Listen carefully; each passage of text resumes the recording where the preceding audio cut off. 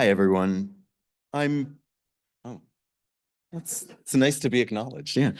I'm Patricio Boyer. I am the Wall Professor of the Humanities and the current director of the Humanities program. As some of you here know, the Hansford M. Epes Distinguished Lecture Series in the Humanities was established in 2012 to celebrate the 50th anniversary of the Humanities program at Davidson College.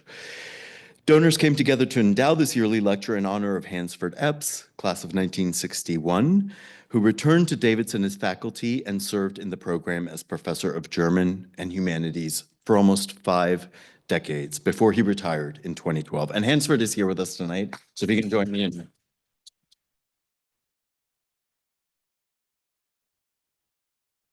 Hansford's legacy and the commitment of the Epes donors underscore the central role that the program has played at Davidson over these many years, even as it has changed and adapted for the new century and a very different college than that in which it was established. Before I introduce our lecturer tonight, I did want to start with a brief and totally unembarrassing story. So as an undergrad, I followed my advisor like a cult member. And my advisor was Sarah Suleri. She was the kind of prominent post-colonial critic where I went to school, and she co-taught a class at the law school with Owen Fiss, who is one of the most famous constitutional law scholars in the country, a clerk to Thurgood Marshall, on the legacy of colonialism, legal and literary in Africa. I went to that class as an undergrad that was populated exclusively by this sounds like I'm talking about myself. I am talking about myself, but that's not the important part. Law students and graduate students. It was taught between the law school and the graduate school, and that was a really transformative experience for me. Sarah Suleri was intoxicating on every level, but primarily intellectually. She is one of the principal architects of who I became. And she is one of the models that I brought to Davidson, and one of the models that I have used to lead this program. She's one of the people who taught me that the purpose of college was fundamentally to become an intellectual, to craft a particular kind of disposition that has never been part of the American tradition, really, and that is increasingly rare today.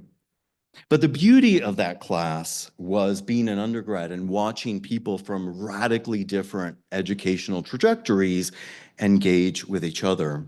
And I remember one graduate student in particular who seemed to have the patience of Solomon in dealing with the way that law students responded to and read literature.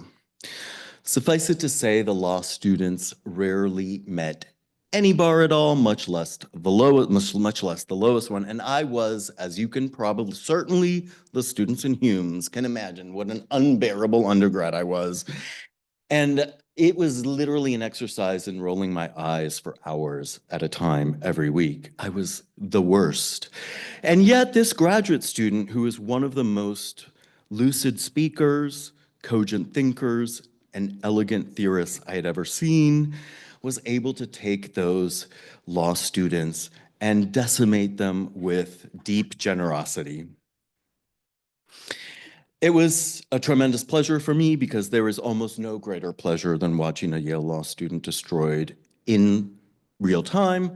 But it was also an opportunity to kind of see in a graduate student a person that I could become, a sort of intermediary step between me and my advisor, someone who is an intellectual, not yet totally and fully formed, but well on her way. That graduate student was, of course, this year's Epes lecturer. Ravit Reichman is Associate Professor of English at Brown University, where she works at the intersection of literature, law, and psychoanalysis. Her first book, The Affective Life of Law, Legal Modernism and the Literary Imagination, examined law and literature in the context of the world wars. She is currently completing a study of properties, cultural and psychological life, Possessive Cases, The Propertied Imagination in Modern Times, which offers a genealogy of property's expansive role in our psychic life, beginning with the more conventional notions of property and ending in ideas of property restitution as a vehicle for justice. Her articles on affect and law, colonial jurisprudence, capital punishment, and counterfactual life, as well as on writers like Albert Camus, Virginia Woolf, and James Joyce, have been published in a range of journals and books. She's been a Fulbright Scholar, a Fellow at the Radcliffe Institute for Advanced Study, and a Howard Foundation Fellow. Please join me in welcoming Ravit Reichman as the 2024 Epes Lecturer.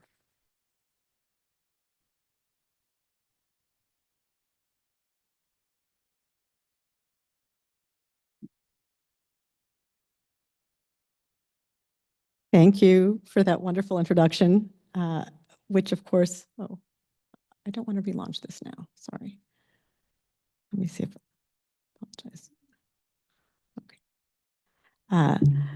Not only was that a lovely introduction, it's also a wonderful reminder to all of you that I am indeed older than Dr. Boyer. Lest we forget, right? Let's make sure that we have that very clear. But it's such a pleasure to be here today. I want to thank all of you for being here and thank Hansford Epes for creating this forum, for making this lecture possible, and of course to Dr. Boyer for the warm welcome and the invitation, and really to all of you for having given me such a fantastic day. It's been a pleasure to speak with you this morning, to talk with so many of you over lunch, over dinner, and really just a joy. You have special community here at Davidson. So, without further ado, I want to start with a phenomenon that's always a little puzzling to me, and that is the phenomenon of house portraiture. It's a strange thing, right? Why would someone display a portrait of their home inside of their home? What weird, perverse pleasure do people take in these portraits, which, believe it or not, have been gaining currency with real estate brokers in the past years as gifts to buyers of especially expensive houses? I actually first encountered house portraiture in the character of Charles Ryder, Evelyn Waugh's narrator in Brideshead Revisited, the novel that moved Waugh away from his typical acid wit and into a mournful and openly nostalgic mode. Ryder finds success as an architectural painter between the world wars at a time when it was especially hard to make a living as an artist. But while the public demand for art in general had all but dried up, the era saw the decline of the English country home. The era that saw the decline of the English country home found people desperate, oddly, for house portraits. After my first exhibition, Ryder Muses, I was called to all parts of the country to make portraits of houses that were soon to be deserted or debased. Indeed, my arrival seemed often to be only a few paces ahead of the auctioneers, a presage of doom. As a way of preserving life in art, house portraits make sense. But displayed in the homes these canvases depict, as they often are today, these portraits seem to speak to an impossible wish to be inside and outside one's home at the same time, to inhabit a space without relinquishing an outsider's gaze. And this desire, in turn, registers a disbelief in our hold over the things we own, as though no amount of proof that we own our property can convince us that our possessions are in fact ours. The pleasure of simultaneously inhabiting and looking at the very thing we own speaks to our complex and precarious relationship to property, and to what I'm calling the propertied imagination, which comes into fullest view over the course of the 20th century and persists well into our current moment in the 21st.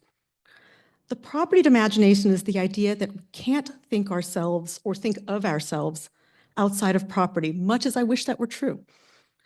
When we talk about the propertied imagination, we mean the lens that turns our world, our experiences, and ourselves into possessions, that makes us feel possessive over things we can't own, and that casts some of our most heated conflicts as variations on the theme of property disputes.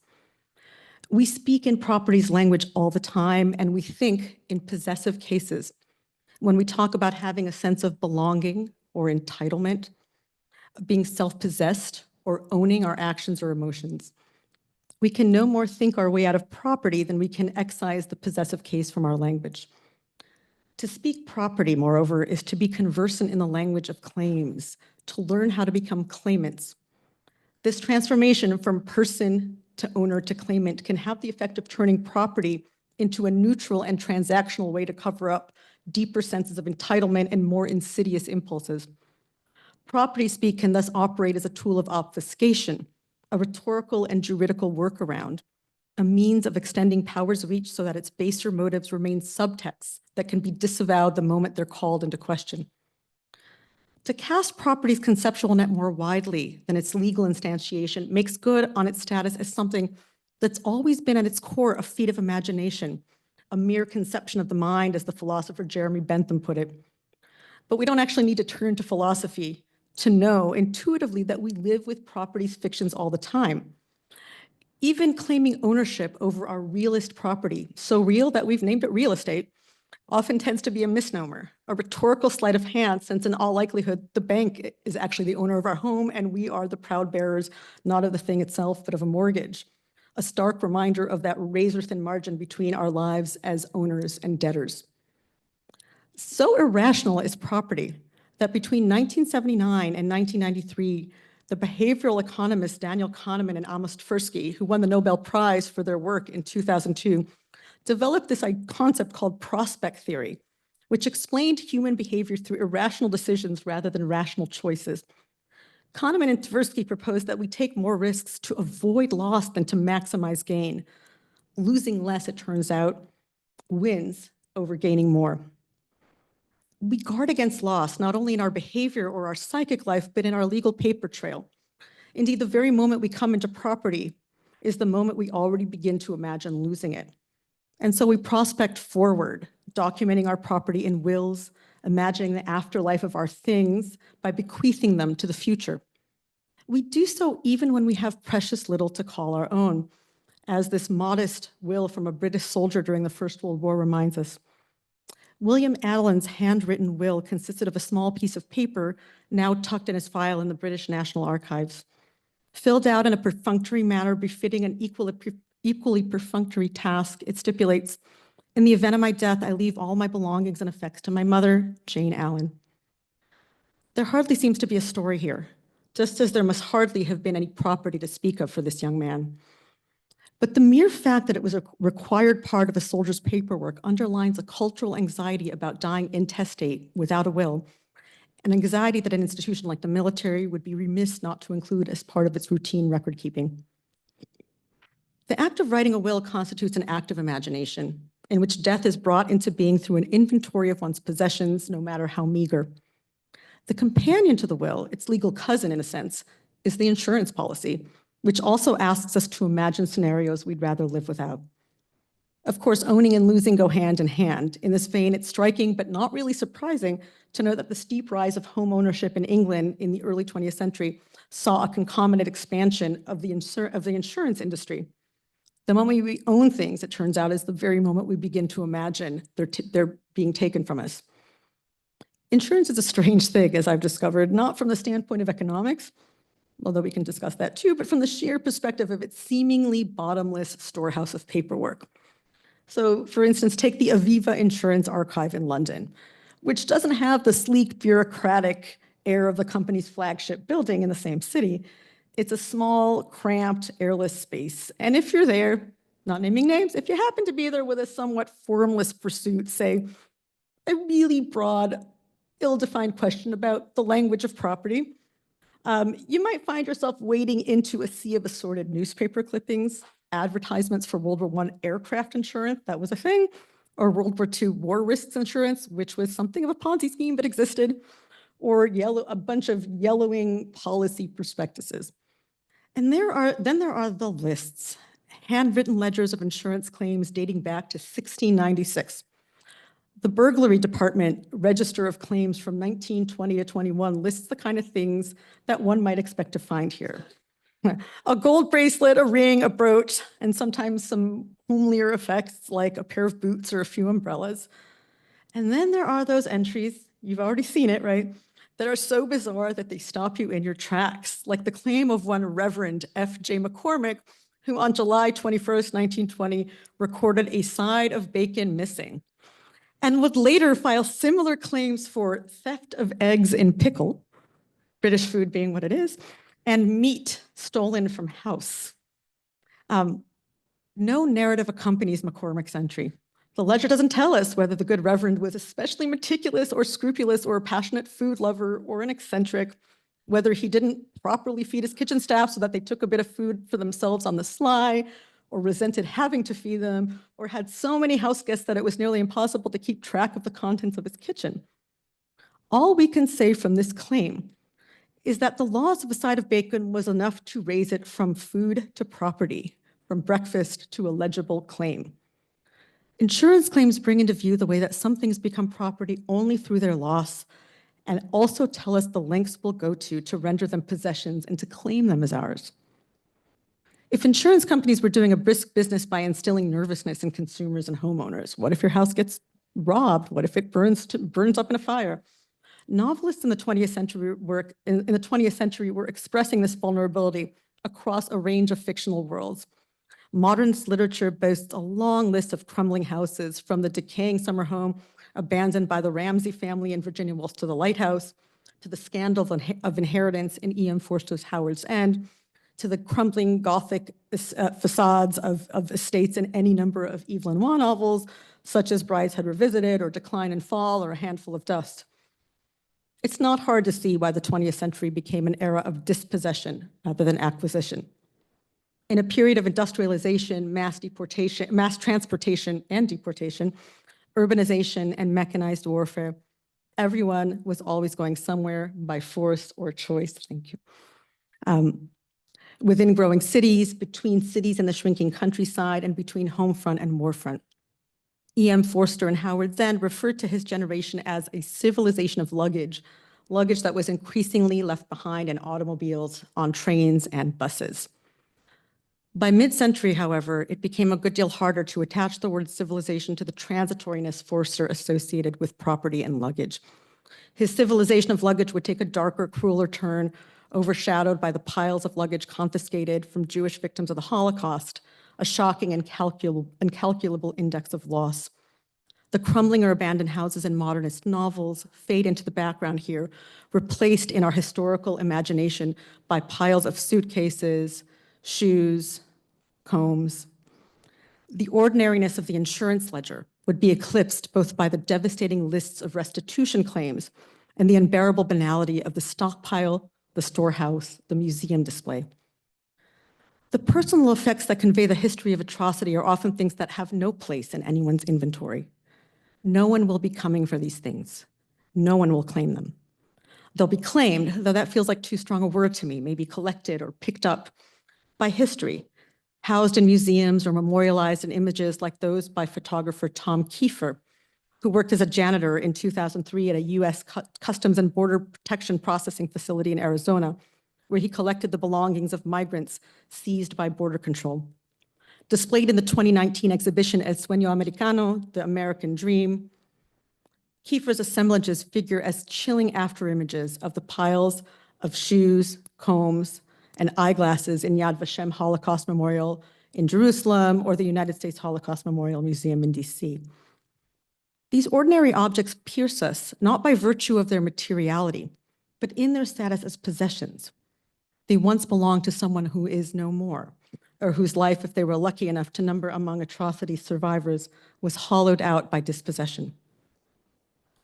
All of these personal effects, however, are still in the realm of material objects.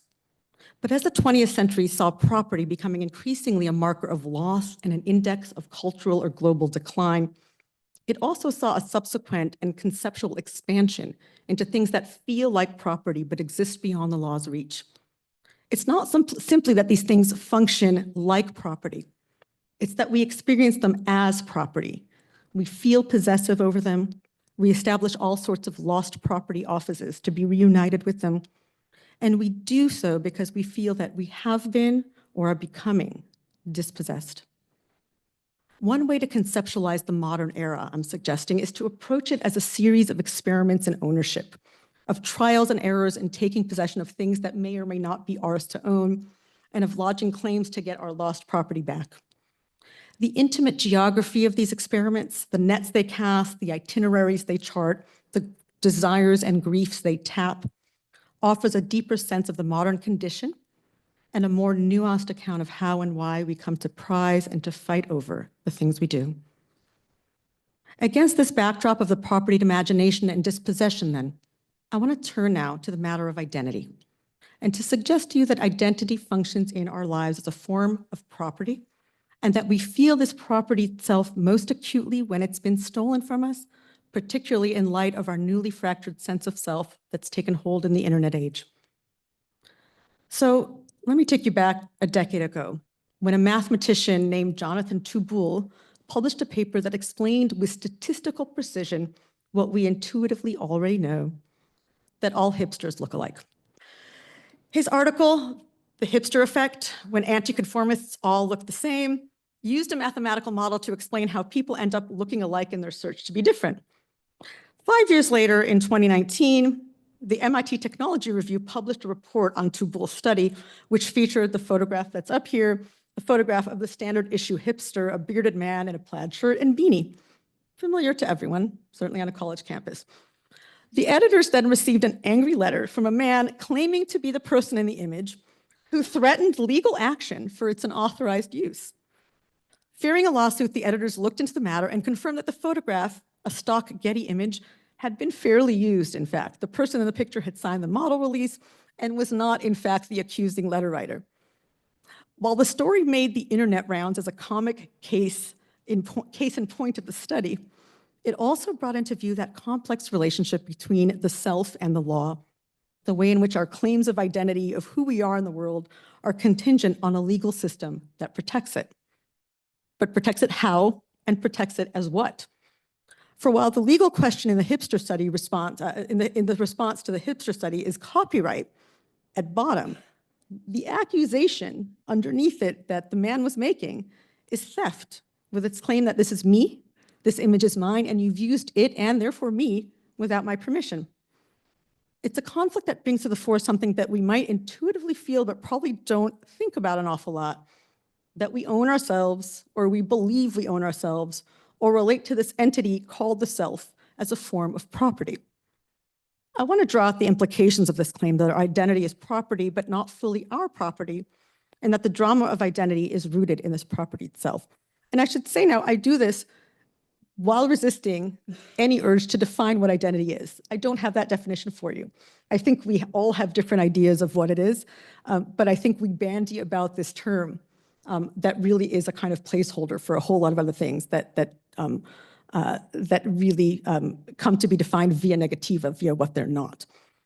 This commitment to self-ownership extends back to 17th century philosophy and John Locke. In his second treatise of government, Locke proposed that every man has a property in his own person. This no body has any right to but himself. The labor of his body and the work of his hands, we may say, are properly his. So I'm not showing you this as a big fan of Locke's labor theory of property, but I am saying that it's pretty much at this point hardwired into a certain concept, a certain type of way that we relate to ourselves. Locke's notion of property in the self was a matter of fiat, a way to assert our freedom from the moment of our birth and to claim as ours everything that comes from our labor. In his famous 1962 interpretation of Locke, political theorist C.B. Macpherson introduced the notion of possessive individualism, that we're all bound to each other in a proprietary way, and that human relations are first and foremost possessive. Macpherson was primarily concerned with obligation, not with culture or psychology. But I want to look at this cultural and psychological dimension as it arises in what I've been calling the propertied imagination, which fashions our stories of self-possession and fans the flames of our fiercest identity disputes. And while most of the time this condition of self-ownership goes without saying, there are moments when we are called upon to claim ourselves, to make the case that we do in fact own ourselves, to suggest to ourselves and to others that we are self-possessed. This happens most potently, I believe, in the modern phenomenon of identity theft, which reveals the brittle nature of self-possession, the fact that we're so often caught in the crosshairs of surface details and other human beings. We're both a set of data points and a web of personal relations. And we're not fully in position of any of these states, at times invested in the Lockean assumption that we own ourselves, at other times asserting our ownership over pieces of an unpredictable and disappointing world, an external reality that places this thing called identity just out of reach. What I'm after here is a somewhat idiosyncratic meditation on the contemporary crisis of identity theft. Because in spite of, or perhaps because of its epidemic scale, its ubiquity, identity theft has been strangely under-theorized. It's a bureaucratic nightmare, a source of stress, a cautionary tale about securing our data and changing our passwords, but it's not quite a crisis of the soul. If we think of it less as a crisis than as a bureaucratic nuisance, this is in part because its earlier incarnations are so much more dramatic, so much weightier, so clearly about love, duty, and betrayal. Identity theft is far from a new crime, after all, as the Genesis story of Jacob and Esau reminds us. In this first instance of forged identity, Esau, Isaac and Rebekah's oldest son, is robbed of his birthright by his brother Jacob. Disguised as Esau, the younger Jacob presents himself to the elderly blind Isaac, wearing a pelt on his arm to appear as his hirsute older brother. Isaac mistakes him for Esau and gives Jacob his brother's blessing, and with it, the birthright to all he possessed. Identity theft may not be new, but its name is. This name, of course, is colloquial rather than legal. Legally speaking, the crime in question is fraud, not theft. Unlike a stolen car or wallet or a kidnapped person, nothing and no one has gone missing. Yet if the crime in question is not kidnapping or theft, but replication or falsification, the fact that we call it theft speaks to something beyond its legal definition. And I care about ordinary human language because, as you'll see in a moment, the Supreme Court does too. It suggests that whatever its legal status, we experience this crime as theft, and by extension, experience identity as a possession. What was once an experience, an intimate, even a mythical crime, like Jacob's ill-gotten birthright in Genesis, has become distant and alienated. So it's language that ups the ante, prodding us with what we may well fear is at stake each time we're told to protect our data, manage our online reputation. And I'm fascinated with these reputation management companies that have cropped up over the past 10 or 15 years, or update our privacy settings. What this language speaks to is the fable of authority that we have about our identity, the belief that it's possible to be self-possessed, to claim ownership over who we are in the world. Modern identity theft has moved us from an era of self-fashioning, with the self artfully crafted and coded, to one of self-managing, a transformation that makes it tempting to speak not so much of one's identity as of one's executive style, or even more commonly, one's brand. If we once fashioned our identity, a contemporary postscript might now substitute curate for fashion. In the past 2 decades, the word curate has left the museum for the wider world of taste. One no longer makes mixtapes or guest lists, but curates a playlist or a dinner party. That is kind of alarmingly true, as you can read on any influencer's, any influencer's Instagrid. This management or curatorial style arises in our encounters with our mechanically reproduced selves, those data points that come into play on an almost daily basis: social security number, mother's maiden name, credit card details, and passwords. Insofar as we have experiences, they often amount to what we've bought or which websites we visited, a profile or handle or data cache, but not quite a shareable story. This demotion of experience has itself become a sign of modernity, with identity increasingly becoming a matter of verifiability, of proving that you are who you say you are. I have to say, I feel this every single time I have to go through two-factor authentication. The cultural critic Walter Benjamin argued that verifiability, that is information, was incompatible with storytelling, with the experiences that we're inclined to share with others. It wasn't generative, but rather overwhelmed people, reducing them to silence. The fact that one would be hard-pressed to find drama in phoning one's credit card company to dispute a series of fraudulent charges is proof positive that Benjamin was onto something. Modern identity theft, then, demands, subtly and persistently, that we think about who we are and how we reconcile our investment in self-possession with the persistent dispossession that happens when we become victims of identity theft, or even, and even especially, when we take every recommended step to avoid becoming its victim. So with all the worry over data breaches and phishing scams, it may come as a surprise, certainly to me, that the first case of identity theft to reach the US Supreme Court was not about big data, which I thought it would be, but about immigration. A case not about a firewall, but a border wall. In 2000, a man named Ignacio Flores Figueroa, a Mexican citizen, used false papers to get a job at a steel plant in East Moline, Illinois. 6 years later, he again gave his employer fake documents, but this time, for reasons that no one really knows, he used his real name. The employer alerted US Immigration and Customs Enforcement, ICE, which found that the Social Security number and supporting documents belonged to other people. Flores Figueroa was arrested and charged with illegal entry into the US and aggravated identity theft, which would add 2 years to his prison sentence. Aggravated identity theft, as defined by the federal criminal statute, means that a person knowingly transfers, possesses, or uses, without lawful authority, a means of identification of another person. When Flores Figueroa's case reached the Supreme Court in May 2009, so it took almost a decade for it to get there, the court's deliberations focused neither on what he'd stolen nor on his intent. The case hinged rather on the word knowingly and whether it extended to the last words of the clause of another person. At issue, in other words, was whether Flores Figueroa needed to know that the Social Security number he used belonged to someone else, and whether the statute's language, that adverb knowingly, applied to every term in the sentence. So it sort of took the court back to your high school grammar class. Did he need to know, in other words, that the Social Security number was someone else's, that he was taking something from someone, or was it enough to know that he was just using a fake number illegally?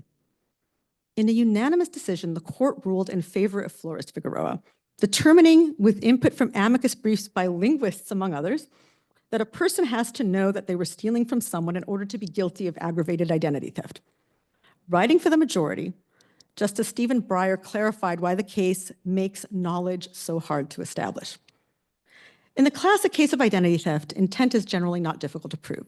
For example, where a defendant has used another person's identification information to get access to that person's bank account, the government can prove knowledge with little difficulty.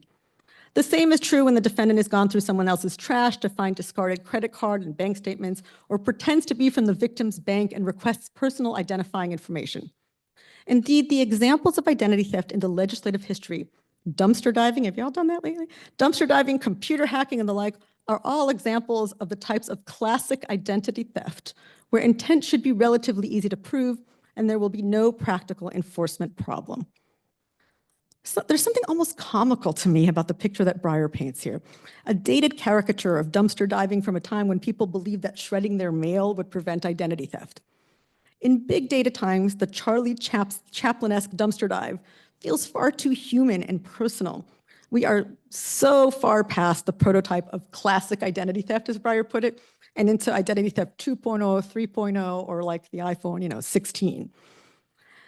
But the Supreme Court, in its extended meditation on the word knowingly, not only installed intent and mens rea into identity theft law, it also brought identity theft just a little bit closer to its older, more intimate versions, in which fraud becomes theft because the thief knows that he has stolen from someone, that his crime has a victim. In spite of the court's rather pedantic deliberations on grammar, Flores Figueroa is in fact a drama of national identity and border security, of questionable immigration policy and an alarmist climate, one that we're still experiencing today, over the purported threat to the US by undocumented immigrants. Aggravated identity theft, in fact, was a strategy used by the US Immigration and Customs Enforcement, which at the time of Flores Figueroa's arrest had been raiding workplaces to find undocumented immigrants. Faced with the prospect of a few months' detention and a swift deportation, many people chose to leave rather than spend 2 years in jail. But if Flores Figueroa staged a drama of national identity, it also hints at a deeply personal story of a man who was discovered when he made 2 different and incompatible claims. First, that he was a legal resident, and second, that he was Ignacio Flores Figueroa. As a story about the character of a person and a nation, a non-white person who wanted to pass unnoticed into a country, but also to do so as himself, Flores Figueroa reaches back to earlier narratives of racial passing, which take up the question of what a nation looks like and who belongs in that nation and to whom that nation belongs. Novels like Nella Larson's Passing and James Weldon Johnson's The Autobiography of an Ex-Colored Man give voice to the fraught choices biracial individuals make, not because they want to be white, but because they want the security and opportunity that whiteness affords. The passing characters in these novels harbor their secrets like thieves, and as such, they participate in the fiction of identity as a kind of property. If you read these novels, it's really impossible to avoid the pulsating guilt that attends the racial deception in these novels. But the novels aren't confirmations of this idea of identity. Rather, they're indictments of it, intimating that those who choose to pass as white aren't frauds or thieves, but tragic pragmatists, desperate and trapped rather than opportunistic and scheming. Each of these passing novels makes a powerful case, moreover, for the fact that we're not, in spite of our most firmly held beliefs, authors of our own identity. That this identity is contingent on the pressures of a world that will not take us as we are, and that won't indulge any sense of entitlement we may bring to whoever we believe ourselves to be. The degree to which we believe we can authorize or author ourselves, the degree to which we believe we can write our own stories, is also bound up in our place in the world. As the mixed-race, non-white characters in passing novels know all too well, they're never in full possession of themselves, nor do they feel entitled to the white self they ultimately inhabit. But this precarity is not necessarily as palpable in the phenomenon of reverse passing, when a white person passes as Black. Such instances are far less documented and less frequent than those of African Americans passing as white, but when they happen, they tend to occupy a very public stage. This public stage became the setting for the 2015 scandal of a woman named Rachel Dolezal. Dolezal, then head of the NAACP chapter in Spokane, Washington, was revealed to be a white woman passing as Black. Her parents, with whom she'd been feuding for some time, exposed her as white after she publicly named an African-American man as her biological father. The two, in fact, had no relation. Despite this public revelation, which was followed by the release of childhood photos of a clearly white Dolezal, that's what you see on the left, along with her birth certificate, which listed her white parents as her biological parents, she remained undeterred, staring blankly at the reporter who asked her if she was African American, and then replying the following. You African American? I don't understand the question. Dolezal would subsequently choose her words more carefully when she came under some heavy fire for that answer, answering the same question in future interviews with, "I identify as Black," and citing her early self-identification with the Black experience. The woman who had once sued the historically Black Howard University for discriminating against her because she was white would now characterize herself as transracial, a person who feels Black, although she is biologically white. There was no question that she devoted herself to the cause of civil rights, to the Black Lives Matter movement, and to the study and teaching of African American history and culture, including a brief stint as a college instructor at Eastern Washington University.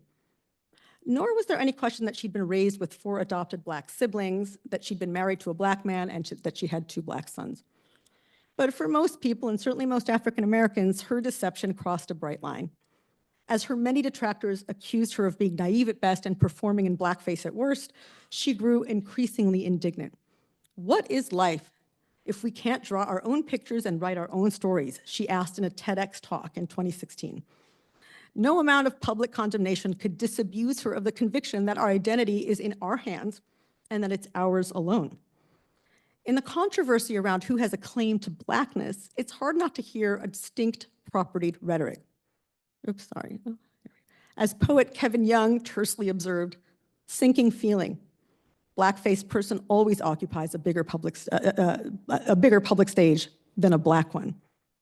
Dolezal's national distraction, in other words, took something from African Americans, shining the spotlight on her personal search for self-realization at the expense of the far more pressing issues facing Black people in this country.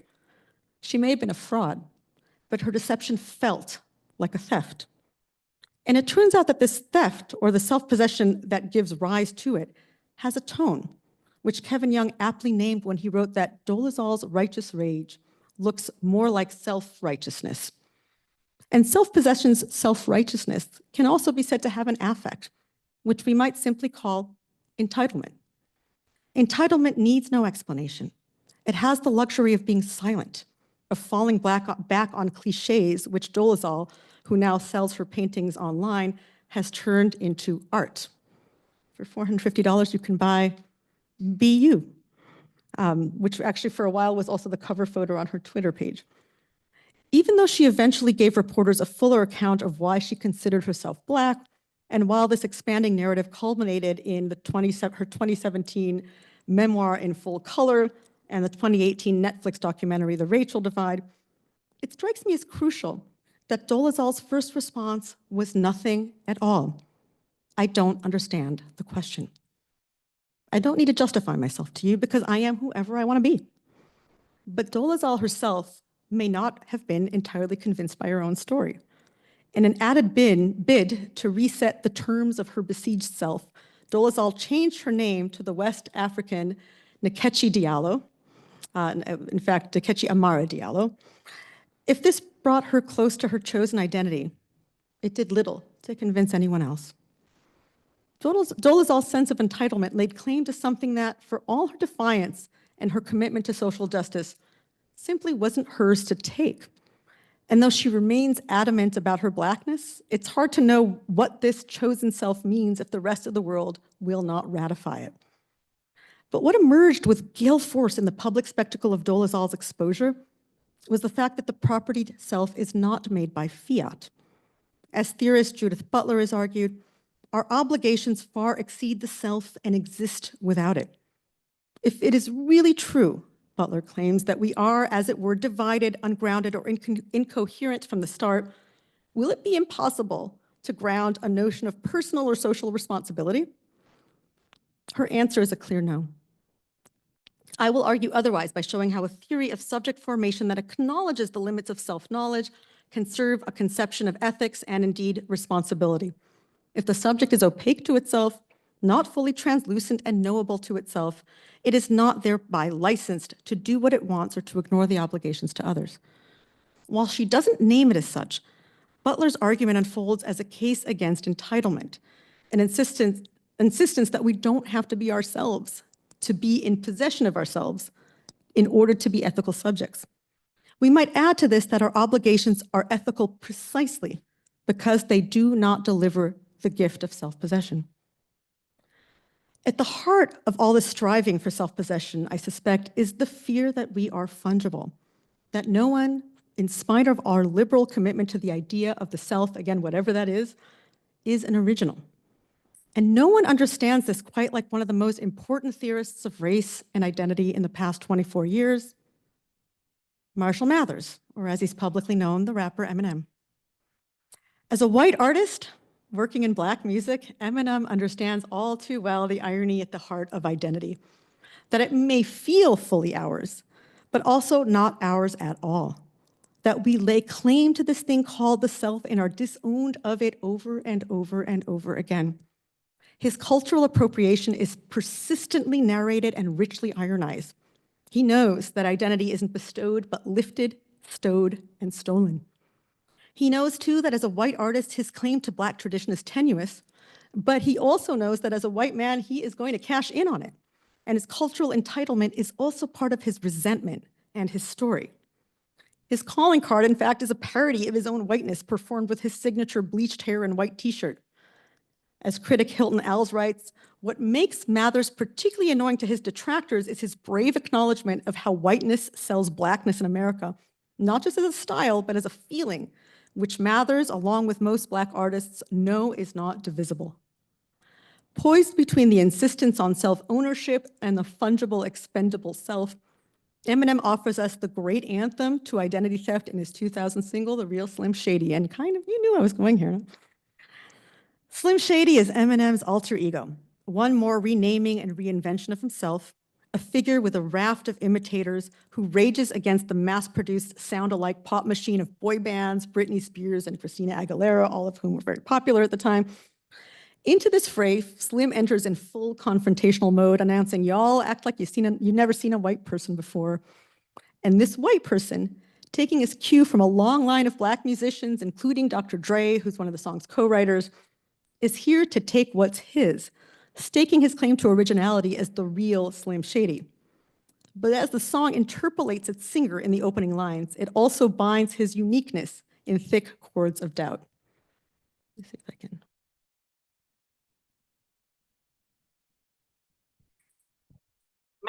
Your attention, please. May I have your attention, please? Will the real Slim Shady please stand up? I repeat, will the real Slim Shady please stand up? We're gonna have a problem here. The psychiatric ward, the bored, irritable question, the aside, we're going to have a problem here, set the terms of a full-scale assault on the notion that we are all genuine articles. Even as the chorus proclaims, I'm Slim Shady, yes, I'm the Slim Shady, all you other Slim Shadys are just imitating, it ends with what I take to be less a command than an exhortation and a plea. Let's see if I can get us here.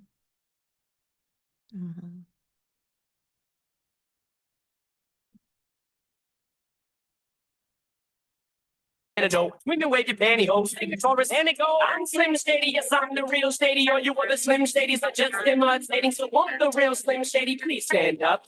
Please stand up.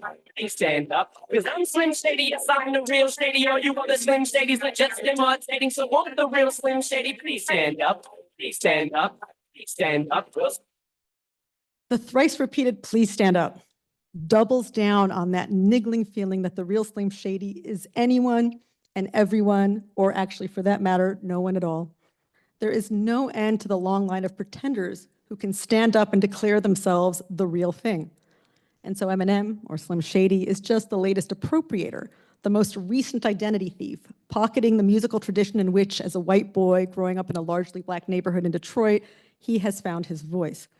He may be here now, but someone else, the next best thing, will surely replace him. This is not the self-affirming "be you" that Dolezal painted as her personal slogan and sought to monetize by selling it online.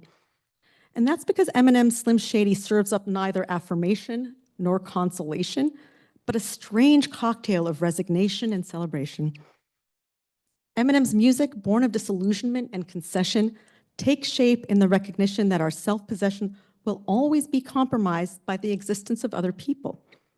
But rather than look at them suspiciously, building a wall to protect his artistic domain and with it his identity or persona or brand, Eminem enlists them as collaborators. Me, so I have been sitting here to destroy you. And there's a million of us just like me, who fuss like me, who just don't give a fuck like me, who dress like me, walk, talk, and act like me, and just might be the next best thing, but not quite me. I'm Slim. In the assembly line, hold on. Oops. Oh, what's that? Oh, wrong one. Oh, never mind. It doesn't, I don't have that slide. But in the assembly line of Slim Shadys, which Eminem reenacted in his entrance at the 2000 MTV Music Awards, where we basically sort of swarmed the stage with a bunch of people from, who were dressed in that white t-shirt and jeans and bleached hair, he finds not singularity or suspicion, but a group of co-conspirators ready to stand in solidarity rather than originality. As the song fades out, he addresses his listeners, I guess there's a Slim Shady in all of us. Let's all stand up. 2 years after the real Slim Shady, the first documented use of the word selfie appeared in an Australian man's blog post. In 2013, it was added to the Oxford English Dictionary. If identity was once rendered in the laborious, time-consuming self-portrait, it comes to us now as a series of rapid shots, often launched into immediate circulation online. What better image to capture just how self-possession has given way to self-regulation, self-management, reproducibility, disposability, and to the tacit recognition of the precarious property we hold in our personhood. And what better way to register the tenderness we feel for this self, rendering in the diminutive form the love for something that we don't want to relinquish but can't quite contain. Before the selfie had become force of habit and common parlance, Eminem had already imagined it as a series of successive approximations, snapshots that you have a claim to, that are yours, but as each is released into the world, not fully yours, and not quite you. There are never enough selfies, and the ones that please us the most are often those that resemble us the least. Thanks.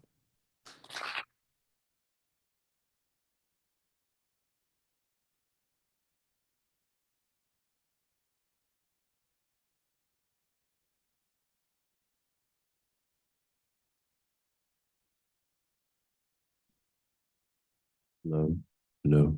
We have time for some questions, just a little bit of time for some questions. If folks have it, like, what a great opportunity, right? To ask a question if you have a portfolio review next week or in order to impress the director of your program, right, Tommy?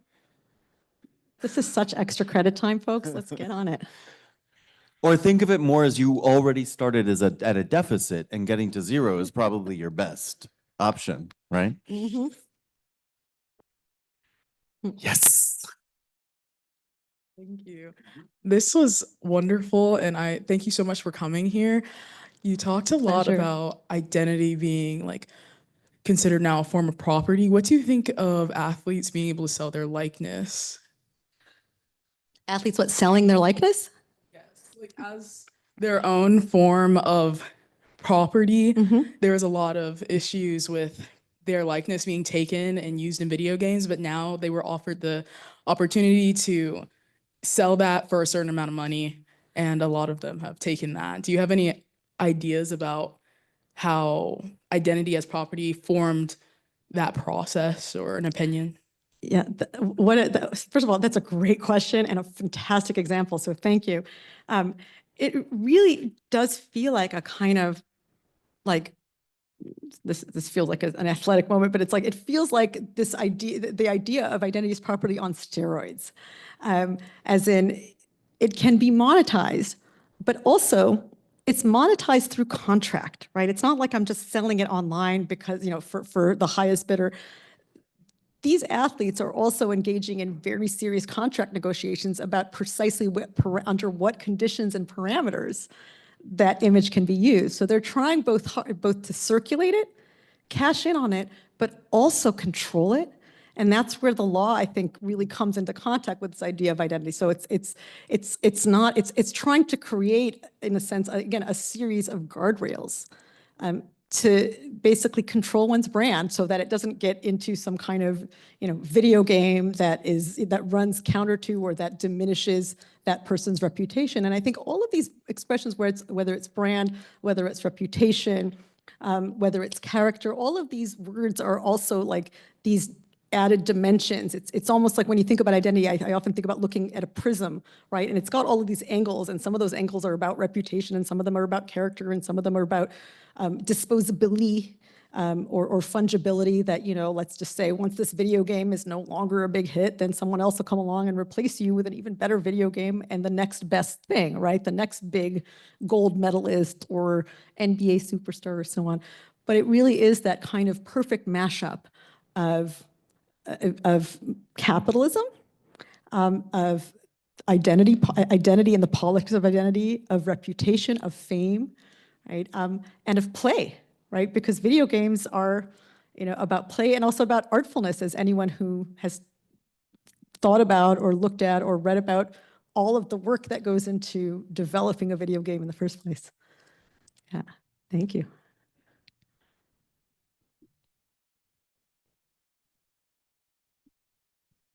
Hi, I'd just like to say thank you for coming here. This was really wonderful. Thank you. The other day, Dr. Boyer ended class by posing a question: what are children in the eyes of the law? And me and some of my peers came to the conclusion that children at their most basic are basically just property to their parents because of the authority and power that parents have on their children. I just want to know your thoughts on that. So I would love to hear your thoughts about, I do think that one could make the case that children are a form of property. And to some extent, I think there's a really strong argument to be made for that. I personally don't think children are property, because I don't think, but I also do think that we talk about children the way we talk about our animals, right? Our pets, as property. When you say this is my child or my dog, right? you already signal a property relationship. So I think you're absolutely right. Even though I want, every fiber of my being wants to say, no, they're not property, right? Because if you start to think of human beings as property, you're walking right into enslavement, right? That's where we get the conception of human beings as property. So, but I do think we have a proprietary relationship to them. And I also think that there's so many ways in which we're sort of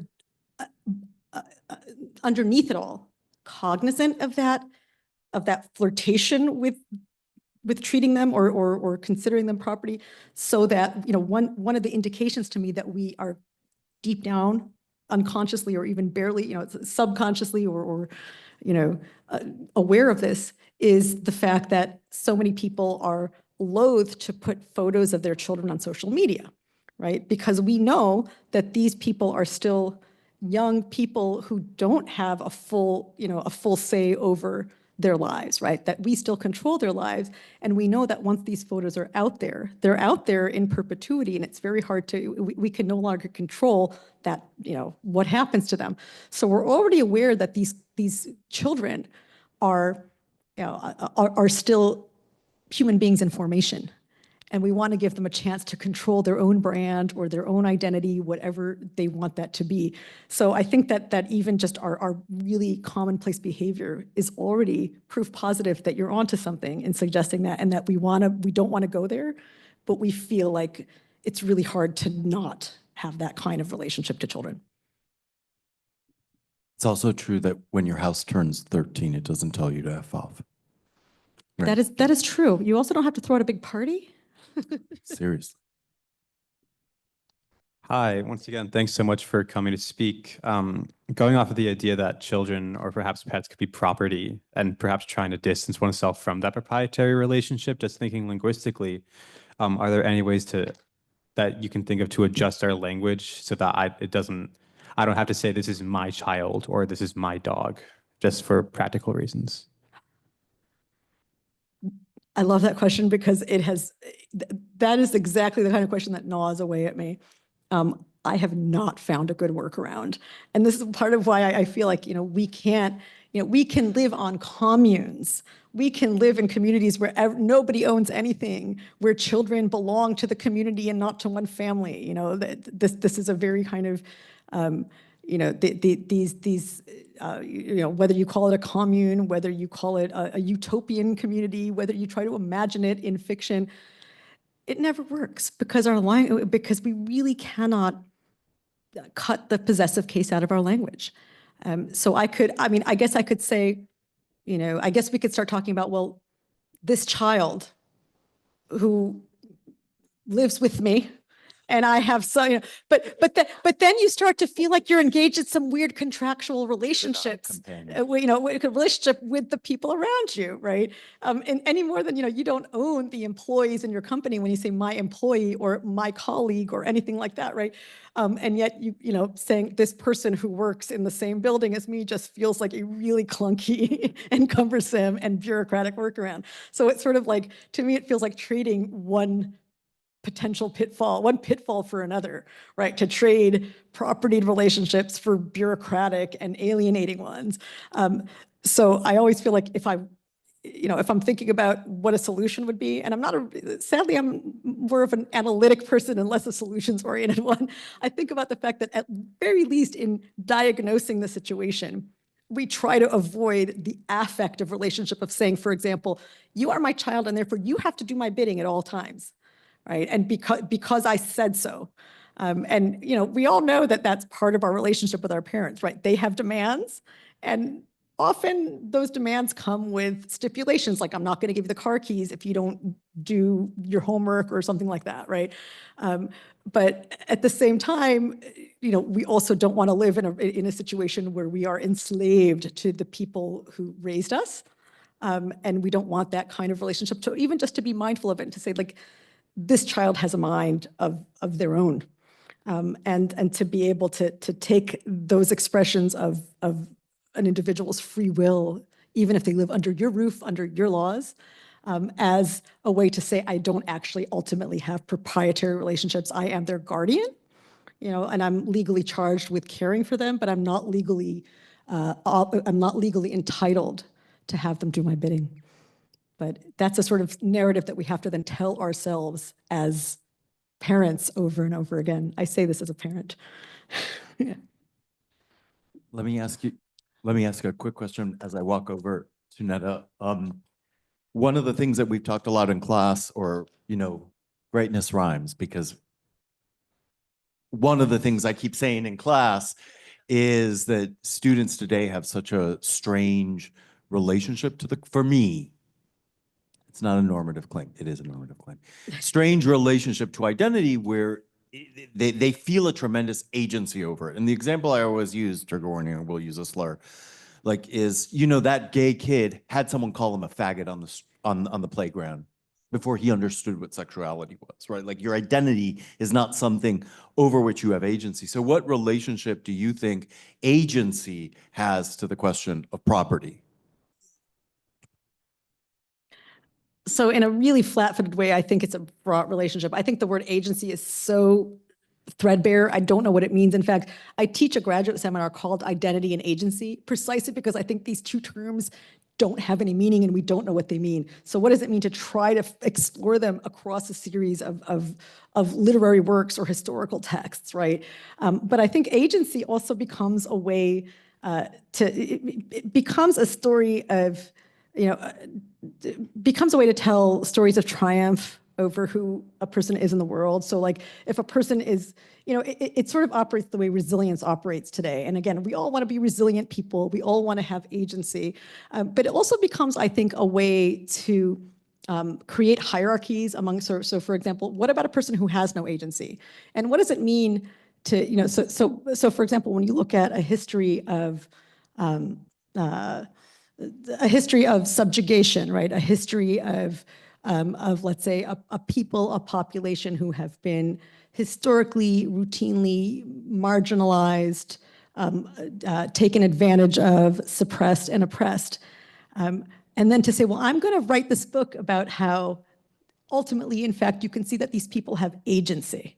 And that becomes a kind of really comforting way for those who are, let's say, descendants of the people who may have oppressed them to say, like, but look, they had this potential to do something else. And even some people looked at these resilient, wonderful people with agency, found ways to be creative as, let's say, enslaved people enslaved people before the Civil War, or as marginalized people in this country. And, that really becomes a way to, in effect, I think, thumb your nose and really put down and re-subjugate the people who may not have done that, right? Who may have actually been, been oppressed and maybe didn't find that agency, right? So I think, I think agency often becomes an illusion. And also, again, I'm not clear what it means.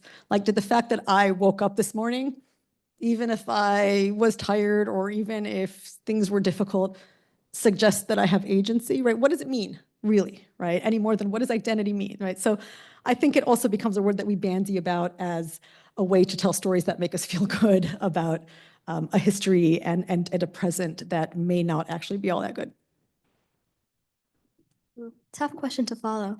I know earlier today we talked a lot about, college and like the whole application process. And I was wondering, I feel like in high school, a lot of times there's that tendency to try to commoditize yourself for college, like what grades or extracurricular can you do to add value to your person, and then to like distinguish yourselves in a sea of otherwise identical applicants. So in that kind of environment, I was wondering what your thoughts on the ideas of identity are.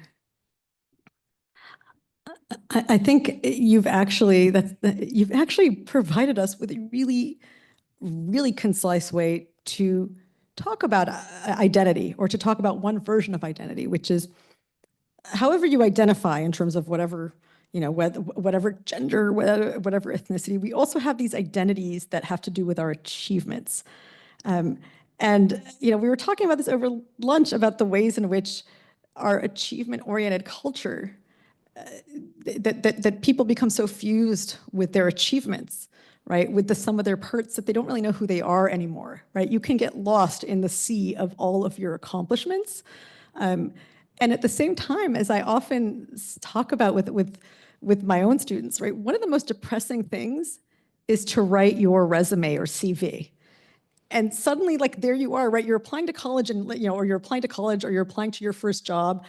And here you have this life that's full of meaning and full of experiences and possibilities and dreams and an inner life that we all possess. And it's just a one-page list of things that you do. And nothing will make you feel quite as abject, quite as threadbare and depressed as that, right? Because our culture prizes the standout. And I think that this is one of the things that we think about when we read, for example, a biography. Do we read a biography or an autobiography because we want to think about this person as the potential to be in every person, right? Our famous people, just like, like in Us Magazine stars, they're just like us. They also buy lattes, and that sort of thing. Or are we really excited by the exception, right? In other words, so what does it mean to be an example? Right. So I actually think that this is one of those moments where you kind of staring, and I find that these are moments where, as people who are in search of identity, we end up staring into the abyss because we're such an identity-focused culture, and we don't know what identity is. We end up substituting in all of these things that we do that are supposed to stand in for identity. So I'm an athlete, or I'm a scholar, or I'm a debater, or I'm a dancer, or whatever it is. I'm a drama person, whatever you are. Yeah, that's a facet of the things you do, but is that who you are? I don't think so. It certainly contributes to something about your psychic life and who you are. But I think identity is something of a holy grail. We're going to be in pursuit of it our whole lives, and I don't necessarily think we should drop the term. I just think it's a helpful placeholder for something that we don't know, and I think that that's part of why we argue about it, right? Things become a little clearer when there are stakes, right? So suddenly, when there's a case of identity theft, and you look down at the list of your purchases, and you think, oh my God, these aren't me. I wasn't even here. And you're calling your credit card company. Again, there's something really existential about that moment, and not existential in a good way, right? Existential in a bleak, bureaucratic, bar-coded way. That reminds us that identity, again, is this sort of empty vessel. Anyway, I'm feeling like I'm really waxing very bleak here. I don't actually feel that bleak about it. I feel excited when I think about examples that say to us, actually, identity doesn't matter so much as our affiliations, right? I mean, the poet Adrienne Rich had a line that I really like, that I think about a lot, which is just, with whom do you believe your lot is cast? With whom do you believe your lot is cast? That's really a question about, who do you want to keep company with? And that's not even that, and that question could be phrased very differently. That question could have been, who do you think you are? Who are you? And instead, it's not who are you, it's with whom. That we come into greatest relief to ourselves around other people. But of course, we live in a culture that celebrates individualism. And I think that's part of the problem with identity. Identity is about the individual instead of with a collective. And collective tries to sub in for that, but it doesn't do a very good job. Thanks for the question. We have maybe time for one more question. I think I was going to just take the prerogative, but I feel the need to perform generosity with students in public. So. Thank you again. I guess when we talk about identity and the way you've described it as this empty vessel, right? And it almost seems like very purely existential then to me. But I wonder where you draw the line between identity and subjectivity, and whether you think they're different things, and if so, if subjectivity provides some kind of meaning. I love that question. I think subjectivity, to me, subjectivity is more meaningful, because we already understand subjectivity to mean that we can't know each other's subjectivities. Like, the best we could do is try to develop a series of successive approximations. We have a lot of blunt instruments to gauge that subjectivity. Language is one of them, right? Language, as I always talk about with my students, it's a super blunt instrument. We think about it as really precise, but it's really not, right? As anyone who's ever tried to bare their soul to somebody else knows, right? Or to talk about their pain or their joy knows, right? There are only so many words in any language that can really express that. And in fact, people who maybe think in two languages know that there's some things that don't even translate. So you have a condition, you know, you're feeling something and it doesn't really translate, right? But I think subjectivity at the very least is an indication that we know that our identities are so out of reach for us, so indefinable that we use this word as a placeholder for something that doesn't exist, that subjectivity becomes another way to really acknowledge that and to live with it. And I also just want to say something else just in reference to this thinking about community and individuality. And this goes back to the question that Netta asked as well, which is, you know, you all got here to Davidson because you're individuals, right? Because of your identity as something, right? Because you wrote a personal statement, you wrote a college essay that convinced people in admissions, like, this person is special. You know, this person is exemplary, right? Exemplary, and again, I always talk about exemplary as like something that means two things, right? Are you example of everybody else? Are you exemplary as in an example for your time, or exemplary as in special, unique? That's one of these words that actually has two meanings that are in direct opposition to each other. But one thing that I heard over and over again in talking to those of you I got to spend time with today is that you came here because you want a community. Like, you all got here as individuals, but what you were seeking in coming to Davidson was to be in common with others, and not to be just individuals sort of atomized, floating around, like collecting a series of achievements. And I found that to be really moving. Especially at a moment when, you know, in a culture that is so invested in our individual successes. So I really, you know, I found that to be a profound statement about all of you. So I talk a lot about a life of the mind with students, and there was a student very recently came to me and said, like, you know, you talk a lot about a life of the mind, but like, I'm just a very social person. And that seems really solitary to me. And it was so profoundly wrongheaded in the way only an 18-year-old can be wrongheaded, that I was like, you know, that's actually the opposite, right? That a life of the mind is an amorous relationship. It's really a relationship of love, even with people that you profoundly dislike. That is not the case today. This is someone whose brain matter and soul I love. And so thank you so much for joining us today. Please join me in thanking Dr. Reichman and our students who did a really amazing job representing Davidson throughout her visit. Thanks so much.